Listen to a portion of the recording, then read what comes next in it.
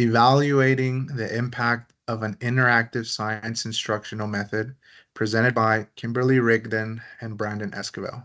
In this presentation, we report findings from a data-driven analysis of a hands-on interactive approach used by Mr. Johnson, a 7th grade science teacher.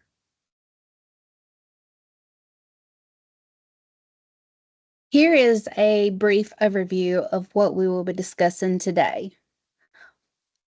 Problem and purpose, data collection, assessment results, statistical significance, student perceptions, student commentary, key findings, our recommendation, and the next steps.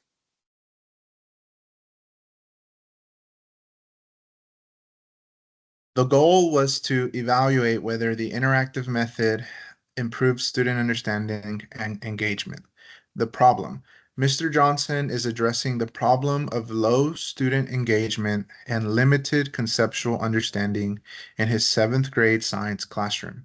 Traditional teaching methods were not effectively capturing student interest or promoting deep learning.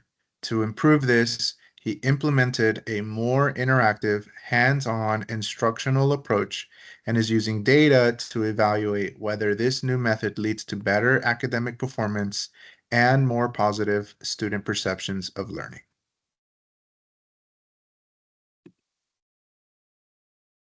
Mr. Johnson collected both performance data and student feedback to get a comprehensive picture. We will discuss the data collected in more depth in the coming slides.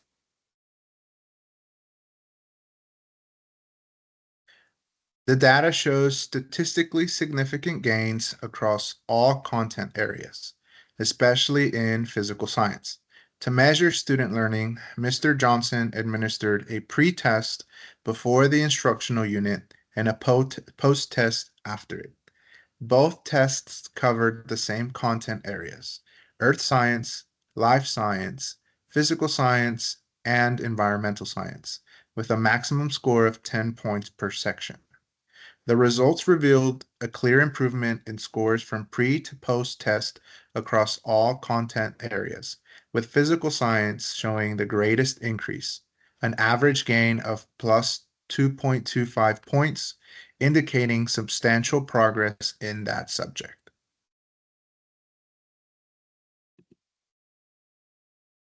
The paired t-tests confirmed that these gains were not by chance.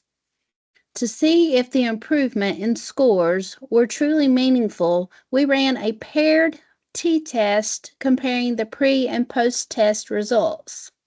The test showed that all p-values were below the 0.05 significance level, which means the gains were statistically significant. In other words, the improvement wasn't due to chance. This allowed us to reject the null hypothesis and confidently say that the hands-on interactive approach had a positive impact on student learning.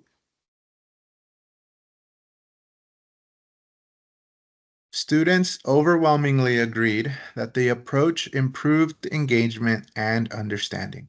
To gauge student perceptions of the new teaching method, Mr. Johnson administered a survey following the unit. The survey consisted of both Likert scale items, ranging from 1 being strongly disagree to 5 being strongly agree, and an open-ended question for additional feedback.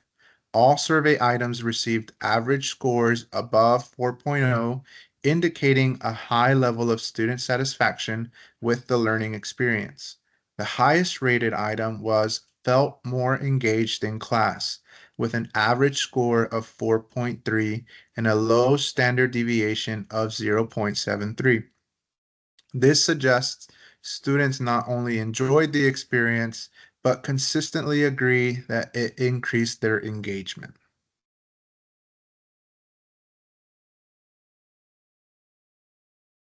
While most students enjoyed the new method, many also asked for clearer guidance and more time to process the information. Analysis of the 20 open-ended responses revealed 5 main themes. Students widely praised the hands-on approach, noting increased engagement and a deeper understanding of the science content.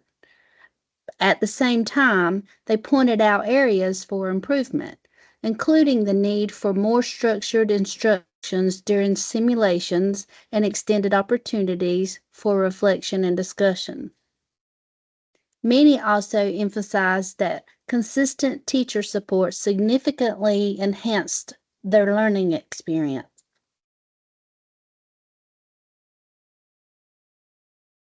These findings provide strong evidence for continuing the method, with a few strategic revisions. First, the data showed statistically significant learning gains across all content areas, demonstrating the method's effectiveness in improving academic outcomes. Additionally, students expressed high levels of satisfaction, particularly in terms of their engagement and interest in the material. These are strong indicators that the approach is both impactful and motivating. At the same time, student feedback identified clear areas for improvement, including the need for clearer instructions, better pacing, and more structured guidance during activities. By addressing these specific concerns, the method can be refined to enhance clarity and support while maintaining its proven strengths in promoting deeper learning and engagement.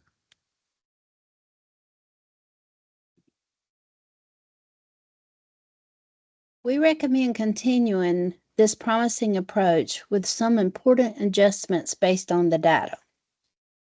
Our first recommendation is to revise and continue the instructional method. The hands-on approach led to strong learning gains and high engagement. With minor revisions, it should be continued. Secondly, we recommend to allow more time for experiments and discussions. Students need more time to fully engage with activities and reflect on what they've learned. Then it's recommended to provide clearer instructions and scaffolding. Adding clear directions and structured support will help all students succeed during hands-on tasks. Our final and fourth recommendation is to compare results to traditional instruction in the future. A future comparison will help measure the method's effectiveness and guide broader use.